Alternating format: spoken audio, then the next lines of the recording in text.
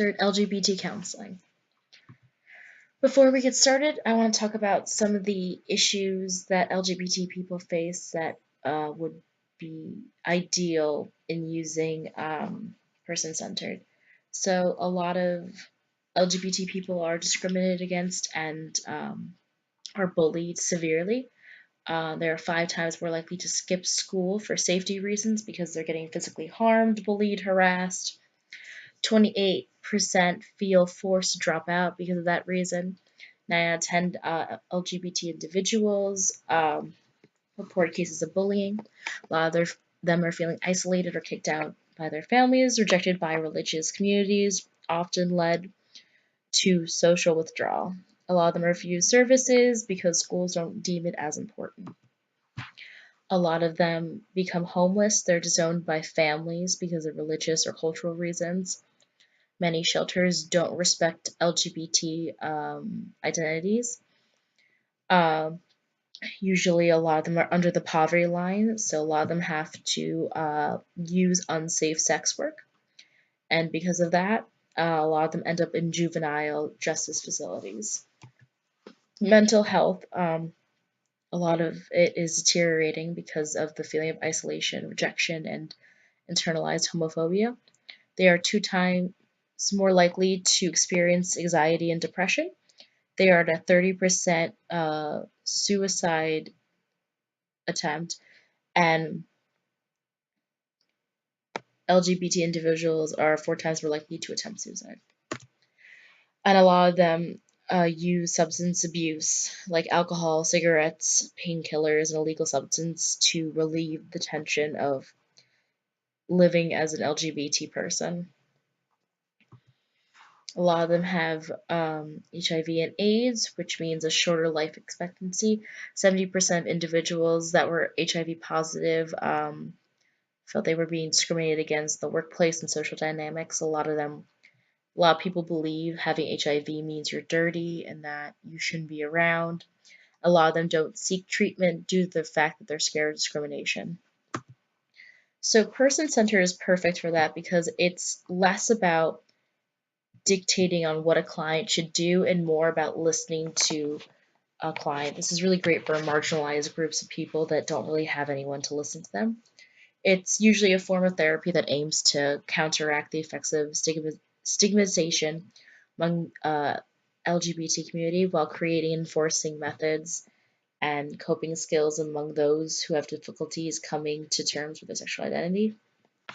This is great for LGBT people because they feel constantly judged and bombarded with a homophobic remarks, so they come to a place where they're counseled, yet it's really just the counselor leading them into self-discovery, becoming more comfortable with their identity instead of dictating advice and giving out therapy. Stage framework is 6 aspects of person-centered counseling. Not everyone in the LGBT community will follow this framework, but in general, the outlook of the stage is pretty typical. A lot of them are normalized milestones in LGBT persons' sexual development. Usually, most people will go through this process through person-centered counseling. Uh, there's no set time for these stages to be experienced. It really depends on the developmental pace of the LGBT individual. So the stages represent the coming to terms with being part of the LGBT community and their feelings towards it and how they're dealing with it. And usually this process, the stages usually represent someone that would be currently in use of person-centered counseling. So the big 3 of person-centered counseling would be positive regard, where a client is encouraged to reveal any information and about themselves to a counselor, and the counselor has to remain completely judgment-free. Congruency usually means during sessions, the counselor must remain open to anything the client says and be thoughtful and careful of what they say back because they're not here to judge the client. They're there to help guide them. So they have to refrain from any judgment or fear they have. They have to really think about what they're saying. Empathy is very important. The counselor has to be genuinely interested in the client's feelings to better understand what those feelings mean. So just empathizing with the client and just trying to be in touch with their emotion. Stage 1, identity confusion. In this stage, an LGBT individual will be suffering due to their sexual identity in a cultural context. They would see that their identity is something not accepted in their culture and would feel fear and feel outcasted if they were going to reveal themselves in any way. Anxiety and self-hate and depression would be prevalent among this stage.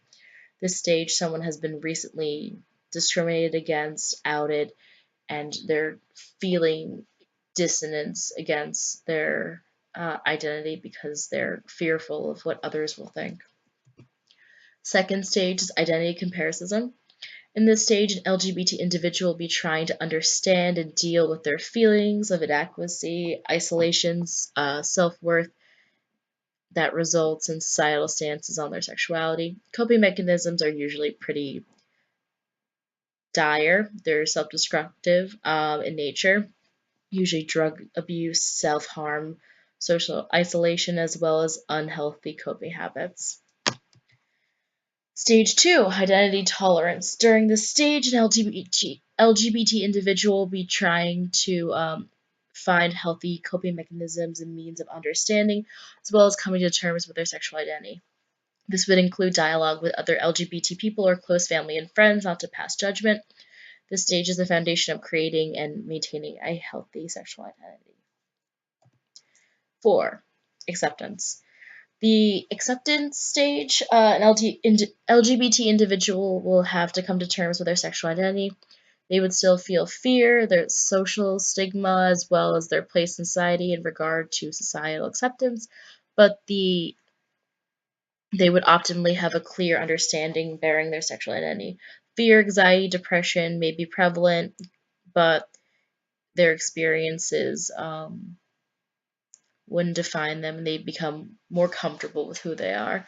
So they're coming to terms with accepting that this is who they are and they can't change that. No one can change that, not even themselves.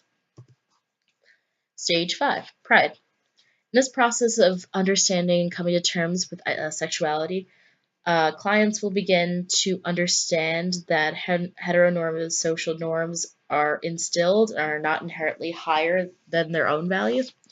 The stage participants will hopefully not feel any reluctance or hesitation expressing their identity.